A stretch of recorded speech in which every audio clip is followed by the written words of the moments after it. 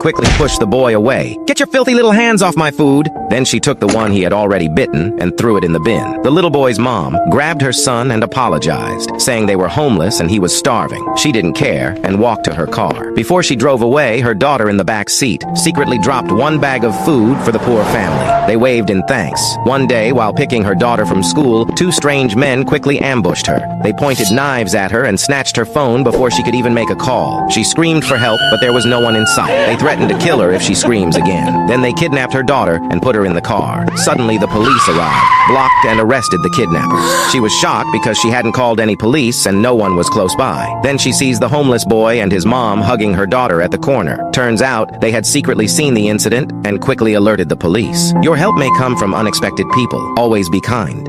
A little girl asked her mother a question. "Mommy, how did the human race begin?" The mother answered, "Well, dear, God made Adam and Eve, and they had children, and so all of mankind was made." The little girl pondered her mother's answer. But the next day, the little girl asked her daddy the same question. "Daddy, how did the human race begin?" The father answered, "It's like this, baby girl.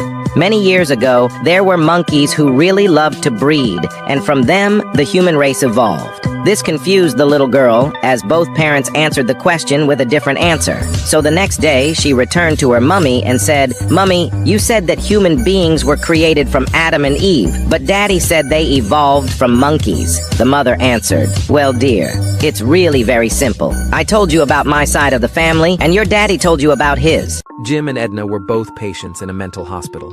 One day, while they were walking past the hospital swimming pool, Jim suddenly jumped into the deep end. He sank to the bottom of the pool and stayed there. Edna promptly jumped in to save him. She swam to the bottom and pulled Jim out. When the director of nursing became aware of Edna's heroic act, she immediately ordered her to be discharged from the hospital, as she now considered her to be mentally stable. When she went to tell Edna the news, she said, "Edna, I have good news and bad news. The good news is you're being discharged, since you were able to rationally respond to a crisis by jumping in and saving the life of another patient. I have concluded that your act displays sound-mindedness. The bad news is that Jim, the patient you saved, hung himself in his bathroom with the belt of his robe right after you saved him.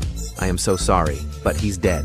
Edna replied, "He didn't hang himself. I put him there to dry. How soon can I go home?" A billionaire makes an offer to his employee. The boss says, "You seem like a nice guy. If you marry my daughter, I'll make you a partner, give you an expense account, a Ferrari, and $1 million annual salary." The employee asks what's wrong with her. The boss shows him a picture, and she's hideous. The boss says, "It's only fair to tell you, she's not only ugly, she's also as dumb as a brick." The employee replies, "I don't care what you offer me. It's not worth it." The boss says, "I'll still give you all the perks, but make the salary $3 million a year and buy you a penthouse condominium on Park Avenue as well." After a bit of thought, the guy accepts the offer, figuring he can put a bag over her head when they have sex. About a year later, the employee buys an original Salvador Dali painting, and he's about to hang it on the wall. He climbs a ladder and yells to his wife, "Bring me a hammer." She mumbles, "Get the hammer, get the hammer," and she fetches the hammer. The guy says, "Get me some nails." She mumbles, "Get the nails," and she gets him some nails. The guy starts hammering a nail into the wall, hits his thumb, and screams, "Fuck." She mumbles, "Get the bag, get the bag." 3 sons left home. Years later, they get back together to discuss the gifts they were able to give their elderly mother for her 90th birthday. The first said, "I built a big house for our mother." The second said, "I sent her a Mercedes with a driver." The third smiled and said, "You know how Mom enjoys the Bible and you know she can't see very well. I sent her a brown parrot that can recite the entire Bible. It took 20 monks in a monastery 12 years to teach him, but it was worth it. Mom just has to name the chapter and verse and the parrot will recite it." Soon thereafter, Mom sent out her letters of thanks. "Milton, the house you built is so huge. I live in only one room, but I have to clean the whole house. Marvin, I am too old to travel. I stay home all the time, so I never use the Mercedes. Dearest Melvin," she wrote to her third son, "you were the only son to have the good sense to know what your mother likes. That chicken was delicious."